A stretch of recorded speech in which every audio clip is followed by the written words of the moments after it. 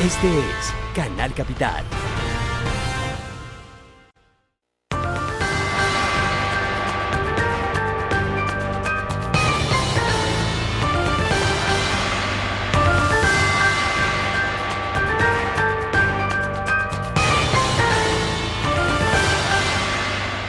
Hola, bienvenidos. Les saluda Claudia Palacios. Hoy para hablar desde lo que se puede hacer desde el arte por la paz. Y si hay alguien autorizado en este país para hablar del tema es el músico César López. César, bienvenido. Claudia, muchas gracias por invitarme. Acaba de lanzar Canciones para después de una guerra, ¿no? Así es el nombre que le hemos puesto a este trabajo, que es un disco que recoge, como siempre, historias de los viajes por los municipios, de las conversaciones con la gente en el campo, que trata de atrapar el sentimiento de esas voces que de pronto desde la ciudad no se escuchan. Son 9 canciones. Así es. ¿Cómo son esas canciones? Porque estamos acostumbrados a oír de usted, pues, piano, pocas letras o nada de letra. Pero ahorita que me dice que recoge las historias de los municipios, ¿esto es con letra o sin letra? Sí, habíamos hecho ya un ejercicio en el 2010 que se llamó Toda bala es perdida. Y este puntualmente tiene, por ejemplo, reflexiones sobre el perdón.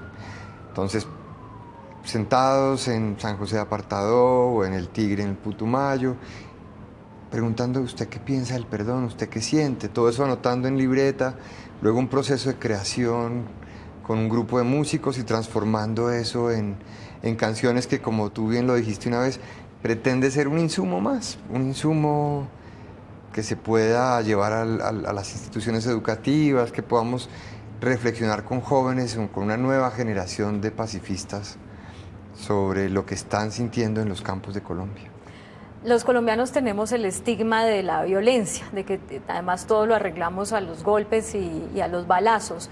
Pero usted que lleva tantos años hablando de pacifismo, yéndose como a lo más sensible del ser humano, que es lo que se encuentra a través del arte, ¿cree que los colombianos somos guerreristas, violentos, o que hay un insumo, una esperanza, una semilla distinta?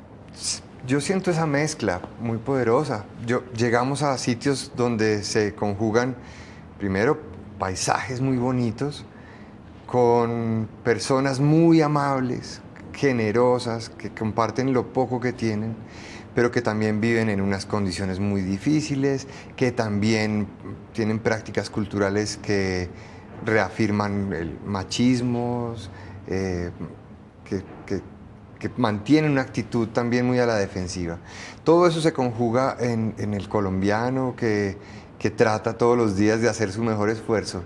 Y lo que yo encuentro y pongo en las canciones es ese colombiano resiliente, ¿cierto? Que a pesar de que le ha pasado de todo y que le ha tocado salir adelante en medio de la guerra, reúne a su gente, salen a marchar, se hacen trabajo de grupo, siguen cultivando la tierra, buscan opciones de negocios, sanan sus heridas. Y yo creo que ese disco, sobre todo ese disco, habla de eso, de hay gente que lleva muchos años haciendo la paz, buscándola, construyéndola. No es lo de ahorita, son 2 o 3 décadas de gente muy comprometida. ¿Cuál es el título más importante de Canciones para después de una guerra? Pues hay una canción que yo me escribí a mí mismo dentro de ese disco, que para mí es muy importante porque después de 10 años de estar viajando por Colombia y oyendo estas historias, yo empecé a sentirme muy mal, muy afectado psicológicamente, con una tristeza muy profunda, esa impotencia que te da cuando vas a los lugares y sabes que puedes apoyar cierto tipo de cosas y hasta cierto límite. Y entré en una terapia y un día saliendo a un concierto a tocar me acuerdo mucho en Neiva, no pude, no me salía la voz, no podíamos hablar, estábamos escuchando las historias de gente que nos estaba contando 1000 cosas muy difíciles y decido escribir esta canción que se llama Caminé, que es una especie de oración o de canto que plantea el seguir adelante, el reconstruirse, el creer en los demás. ¿Cómo dice Caminé? Dice, caminé hasta encontrar mi rastro y me busqué en cada amanecer. Gracias doy por cada despedida, por cada herida. Soy fuerte, estoy aquí. Caminé en medio de la noche, no me detuve, no paré hasta que el sol brilló. Gracias doy por las lecciones aprendidas, por las verdades, por las mentiras. Soy fuerte, estoy aquí, más o menos. Como que es un canto de alegría y de esperanza y de fortaleza para seguir. Y ha tenido esa canción particularmente, pues lo han replicado mucho organizaciones de víctimas y gente que trabaja en las regiones para poderse recargar. Eso quería preguntarle, ¿es como un regalo que usted le hace a las víctimas, un regalo que usted le hace a la gente que ha estado involucrada en la búsqueda de la paz? Porque pues es música que desafortunadamente no suena en las emisoras, ¿no? Así es.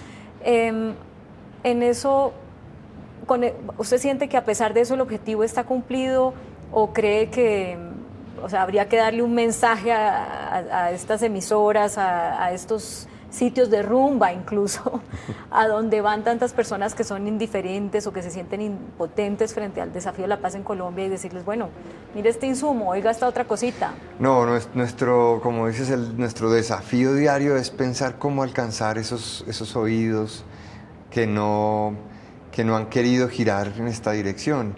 Por supuesto que yo entiendo que es muy importante que haya gente haciendo entretenimiento. Nosotros hacemos la música para mover la cabeza, otros la hacen para mover los pies.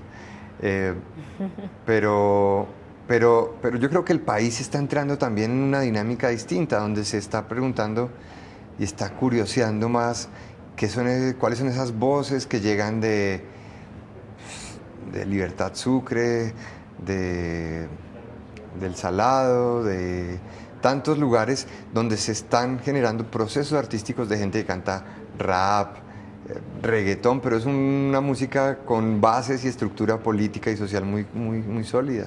Ustedes hace poquito se reencontraron, me refiero a Poligamia, ¿cuántos años después? 20 años después. 20 años después, y todos han tomado, aunque han seguido en la música, en las artes, pues han tomado como caminos distintos.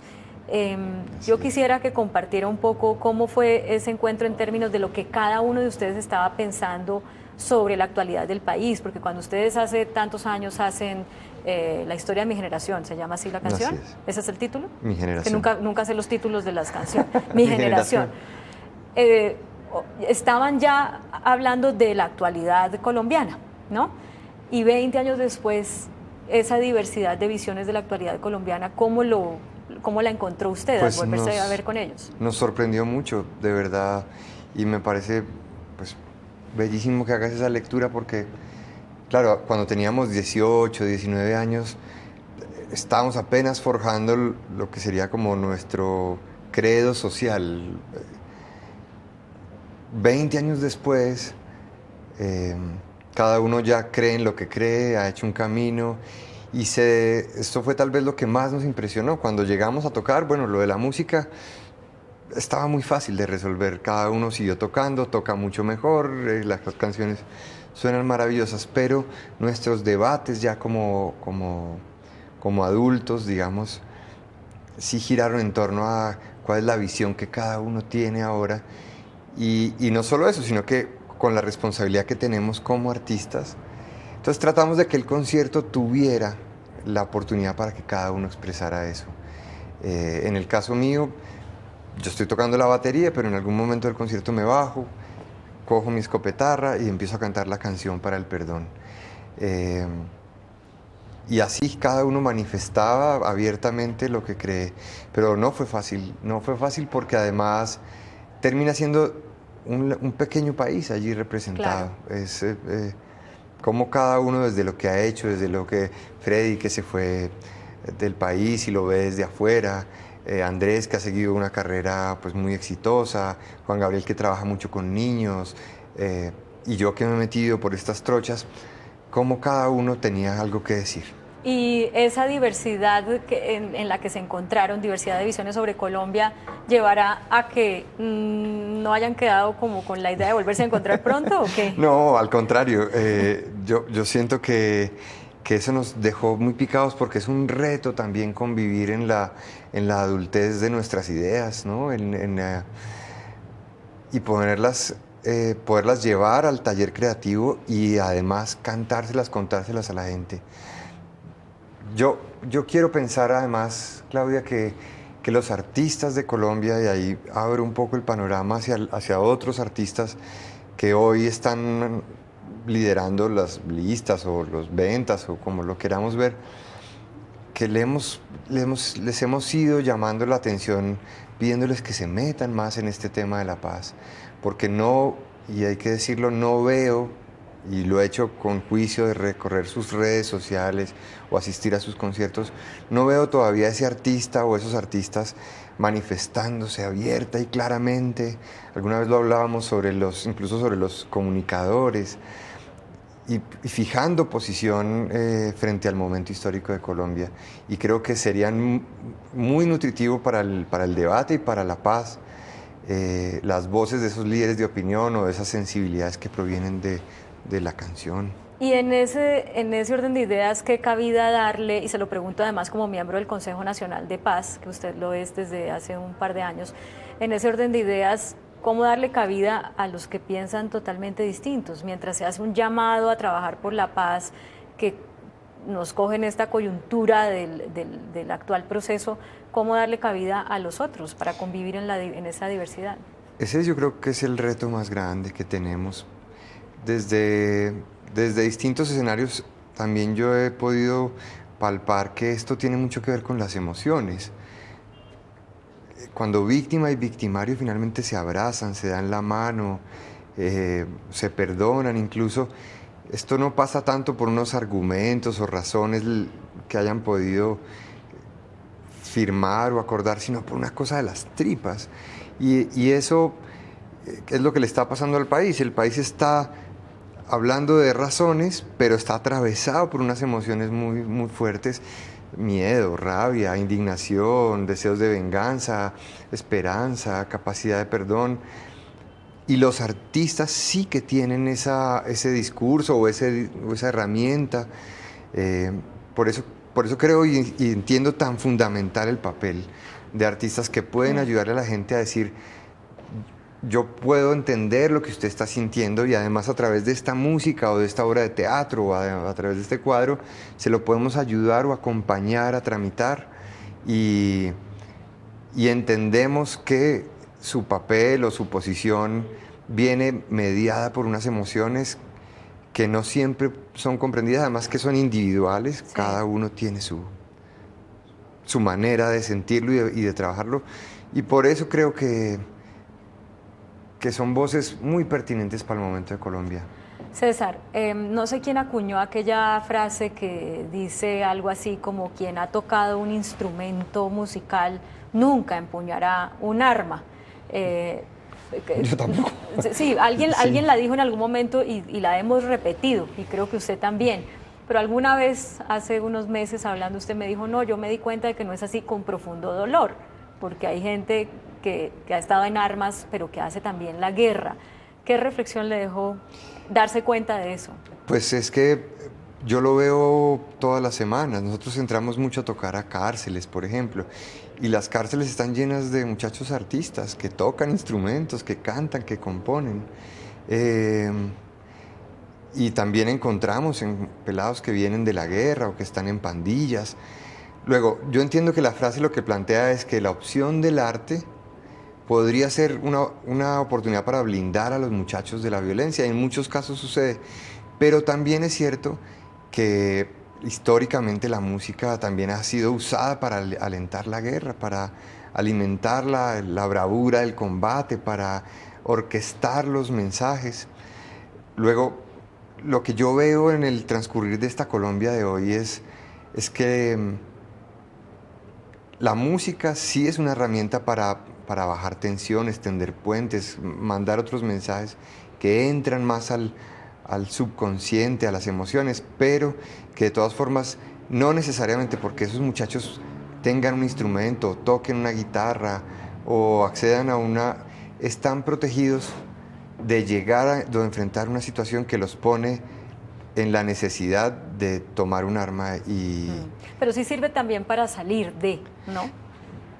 Tanto para prevenir como para sanar. Yo pienso que yo lo he visto mucho, lo vemos en los procesos que tienen en Comuna 13 o en algunas cosas que conozco muy bien de Cúcuta, muchachos que estuvieron en pandillas y que ya están absolutamente conectados con el hip hop, componiendo, que dan testimonios. Pero mira qué curioso que no hemos podido incidir con la música en quienes toman las decisiones, en quienes están en el poder. Claro, hablamos de los muchachos de los barrios y ellos, bueno, pero ¿cómo hacemos para mover la sensibilidad de, no sé, del gerente de una empresa, de X político? ¿Y hay una canción para ellos en Canciones para Después de una Guerra? Sí, hay una... ¿Cuál es? Hay una canción que intentamos hacer promoviendo también el mensaje de la verdad, que yo pienso que encontrar la verdad, e incluso en la misma canción para el perdón, el mensaje es precisamente para quienes toman las decisiones desde el poder, para quienes están en armas o tienen dinero o están en las empresas, pero que este mensaje parece que no los tocara y sintieran que es con otros. ¿Y cómo dice la canción? ¿Cómo No, se llama primero? Bueno, está Toda bala es perdida. Toda bala es perdida, toda víctima es hermana, tanta guerra y mentiras. ¿Quién vendrá mañana? Hablo porque tenemos que hablar y alguien tiene que oírnos, los que pusimos a gobernar. Y cantando, ¿no? Dice, hablo porque tenemos que hablar y alguien tiene que oírnos, los que pusimos a gobernar. Los que gobiernan con tiros, toda bala es perdida y toda víctima es hermana, tanta guerra y mentira, y que vendrá mañana, mañana, algo así. Esas letras además tienen una particularidad, Claudia, y es que no son el ejercicio del artista que se echó en su casa una tarde y entonces, ¿no? Un poco desde el ego, dice yo creo que este país necesita, sino que hemos hecho una tarea muy bonita y muy humilde y muy juiciosa de escuchar aquí en Gran Antioquia, en Soacha. O sea, son como pegar frases de quienes han participado frases, como víctimas o quienes en la no guerra. nos han hecho frases, pero nos han expuesto una idea, tratar de condensar esa idea y montarlas a las canciones. Esa de Toda bala es perdida tiene una primera estrofa que dice hablo sobre la libertad de los hombres cautivos, hablo sobre los que ya no están, sobre los muertos vivos, que es una conversación que tuvimos con madres de secuestrados y ellos pusieron esas palabras.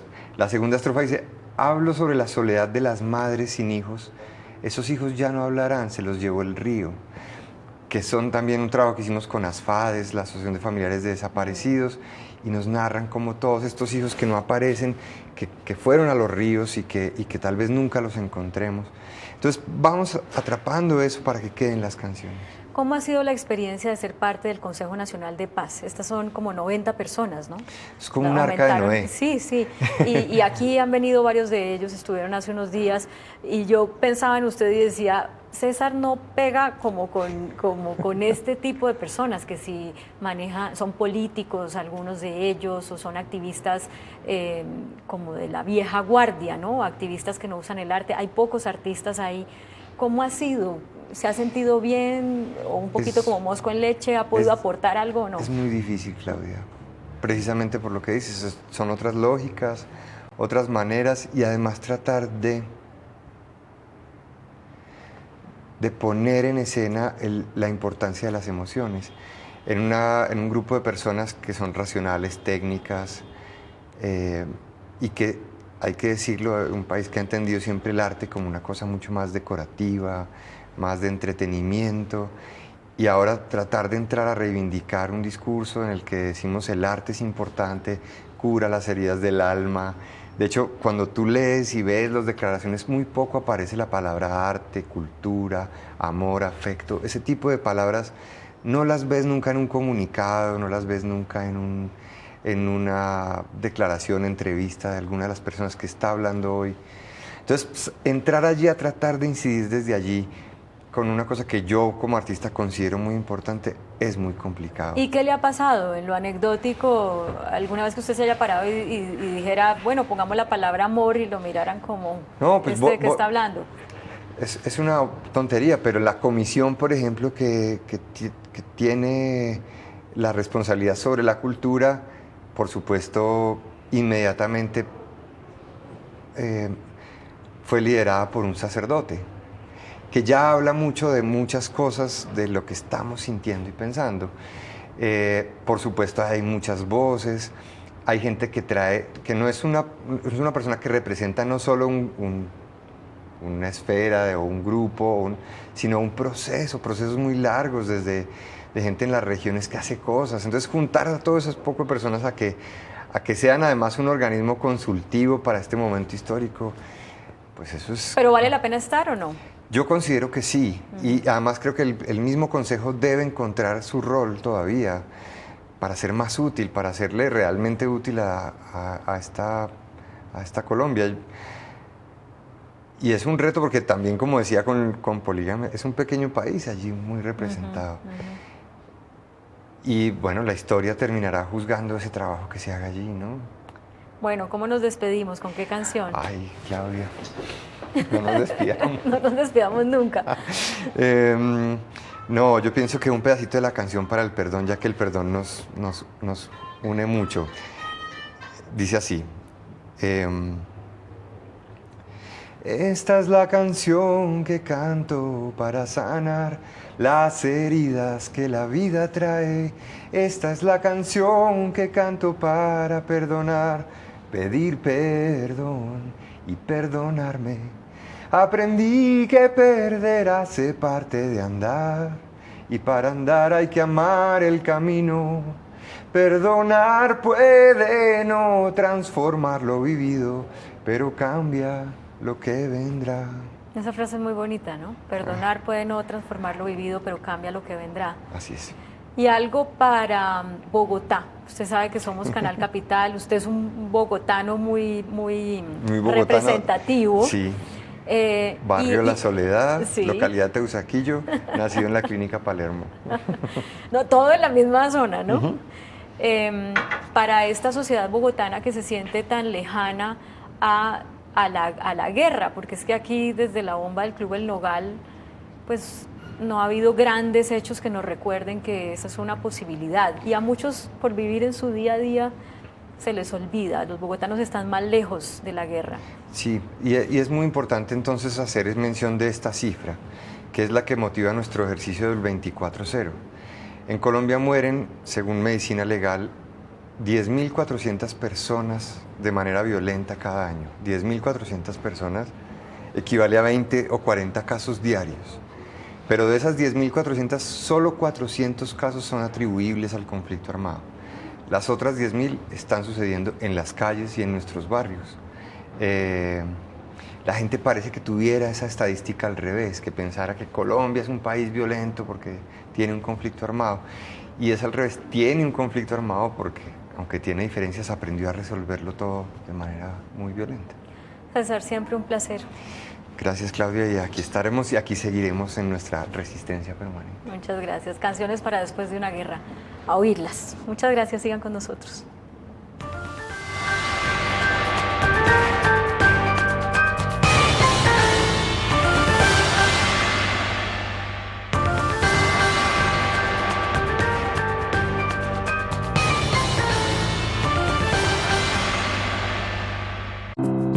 Nueva apertura democrática para construir la paz.